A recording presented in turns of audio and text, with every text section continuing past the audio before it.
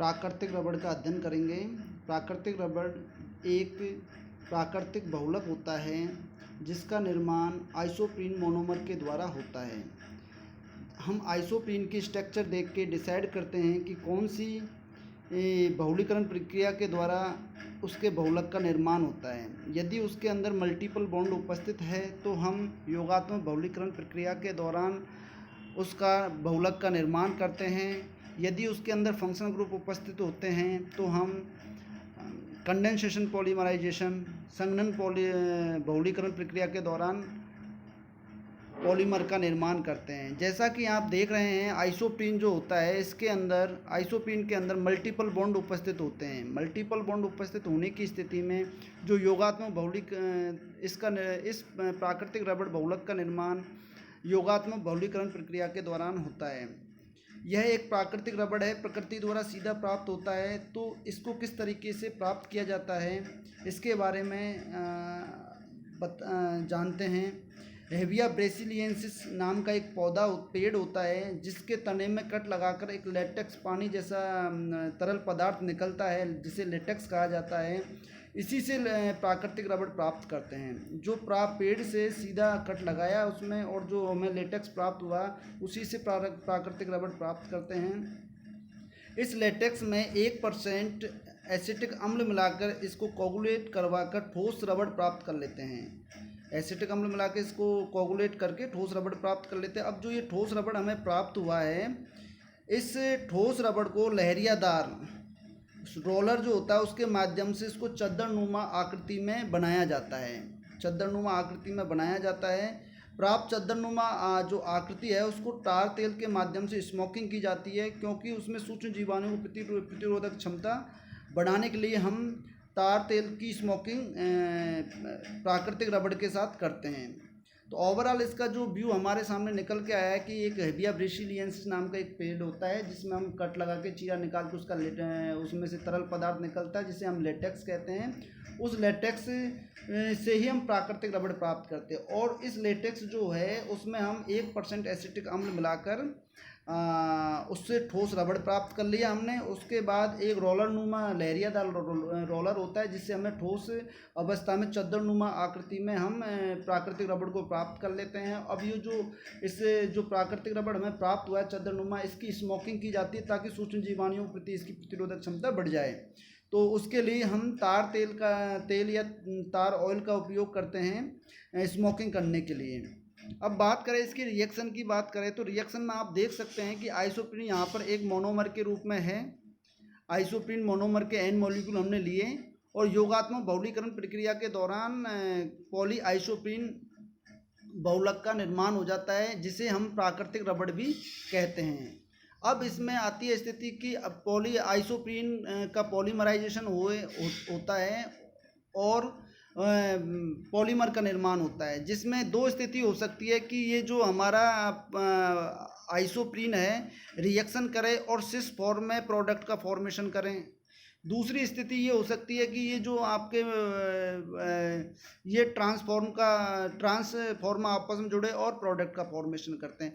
Cis trans हम यहाँ से देखेंगे कि ये जो एक CH2 ग्रुप हमने यहाँ पे रख लिया, डबल बॉन्ड के कार्बन कार्बन डबल बॉन्ड है, इसके दोनों तरफ इधर ज्यामितीय समावयवता देखते हैं हम यहाँ पर। इसके दोनों तरफ देखें कि एक तरफ CH3 है, दूसरी तरफ CH2 ग्रुप है, दूसरी तरफ H और CH2 ग्रुप जुड़ा हुआ है। तो हम पूरी चेन में जो आपका देखा जाएगा कि इसी प्रकार से एक ही फॉर्मेशन, जैसे CH2 ऊपर की साइड जुड़ा हुआ है तो CH2 ऊपर की साइड जुड़ा हुआ है, इस तरीके से एक दूसरे से जुड़ा हुआ है। तो ये तो इसकी सिस फॉर्म हो जाएगी यहाँ पर। यदि दूसरे प्रोडक्ट में आप देखोगे कि एक जगह CH2 इस तरीके जो नीचे की तरफ जुड़ा हुआ है, दूसरे में ऊपर की तरफ जुड़ा हुआ है, तो एक बार सिस एक बार ट्रांस तरीके से जुड़ रहा है, तो ये ट्रांसफॉर्म हो जाती है इसके रेस्पेक्ट में देख रहे हैं हम यहाँ पर CH2 के रेस्पेक्ट में देख रहे हैं कि ये सिस और ट्रांस प्रोडक्ट होते हैं। जो प्राकृतिक रबड़ होता है वो सिस फॉर्म को ही हम प्राकृतिक रबड़ कहते हैं। सिस फॉर्म जो आइसोप्रीन से सिस फॉर्म जो हमारी बनती है उसी को प्राकृतिक रबड़ कहते हैं। इसके मोनोमर बार बार रिपीट करके N मॉलिक्यूल आपस में जुड़ के सिर्फ सिस फॉर्म में इस तरीके से एक चेन बना लेते हैं जिसको पॉलीआइसोप्रीन कहते हैं, और यही प्राकृतिक रबड़ होता है। यदि ये ट्रांसफॉर्म में यदि जुड़ते हैं उसे हम गट्टा पर्चा कहते हैं, अब बात आती है इसके गुणों की बात करें हम प्राकृतिक रबड़ के, ये मुलायम होता है, नम्र होता है, जिसके वजह से इसकी दैनिक जीवन में उपयोगिता काफ़ी घट जाती है। ये CO2 एवं पेट्रोलियम ईथर में विलय होता है। इसकी घर्षण क्षमता जो होती है वो बहुत कम होती है, जिस वजह से इसको यूज करने में बड़ी परेशानी आती है। साथ ही इसकी लेयर जो यदि इनको लेयरों के रूप में हम एक दूसरे के ऊपर व्यवस्थित करें और वापस हम लेयरों को अगर निकालने की कोशिश करें तो ये आपस में चिपक जाती हैं, अर्थात उनको सेपरेट करने में बहुत अधिक परेशानी आती है। साथ ही ये चिपचिपा होता है, तो ये एक तरीके से व्यवहारिक रूप से यूज करने में थोड़ी परेशानी आती है।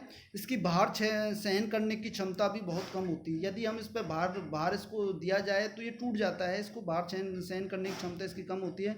साथ ही इसकी तनन सामर्थ्य भी बहुत कम होती है, यांत्रिक सामर्थ्य भी बहुत कम होती है, प्रत्यास्थता भी बहुत कम होती है। यदि हम एक अवस्था से ज़्यादा अवस्था तक इसको खींचते हैं तो ये टूट जाएगा, इसलिए इसमें प्रत्यास्थता का गुण नहीं पाया जाता, बहुत कम पाया जाता है। प्राकृतिक रबड़ की इन्हीं कमियों को दूर करने के लिए रबड़ का बल्कनाइजेशन किया जाता है, बल्कनीकरण किया जाता है, ताकि जो ऊपर जो इनके गुण दिखाए गए हैं, जो इनकी कमियां हैं, इन कमियों को दूर करने के लिए रबड़ का बल्कीकरण किया जाता है। इसमें हम जो भी सिस फॉर्म ये जो हमें चेन प्राप्त हुई है, इसकी अभिक्रिया हम सल्फ़र के साथ करवाते हैं।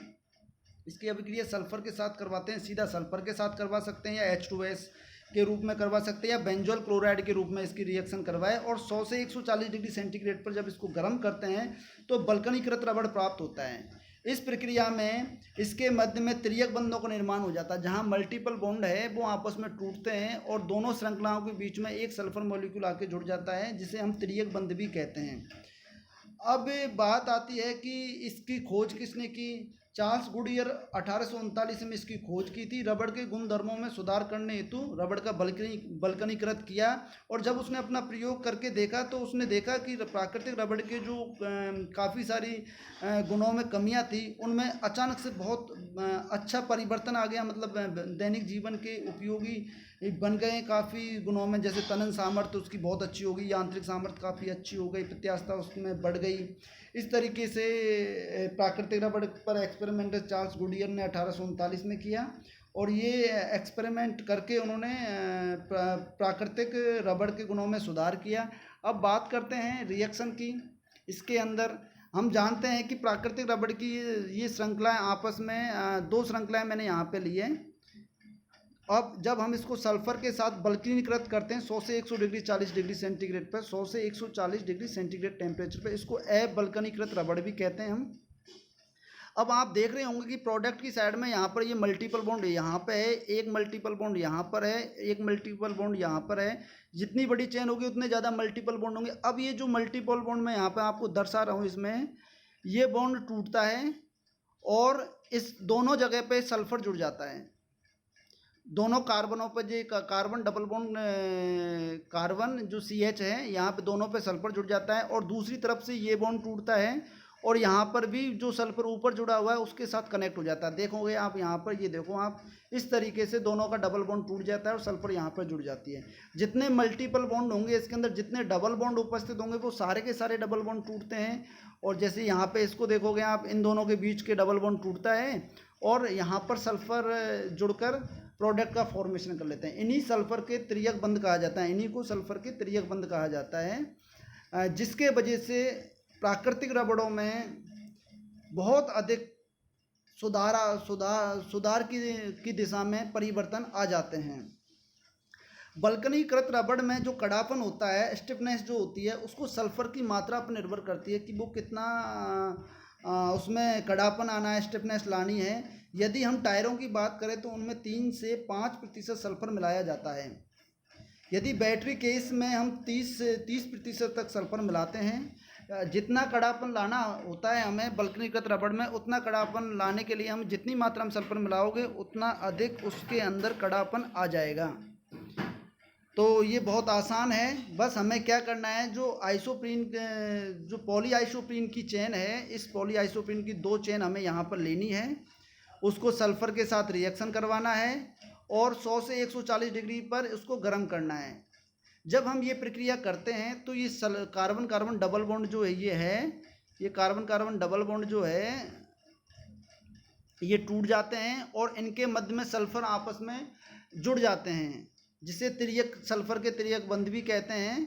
और ये तिर्यक बंध जब इससे जुड़ जाते हैं तो इनके गुणों में सुधार आ जाता है। इस प्रकार हम रबड़ का बल्कनीकरण करते हैं और प्राकृतिक रबड़ के गुणों में काफ़ी सुधार बल्कनीकृत प्रक्रिया के द्वारा करते हैं।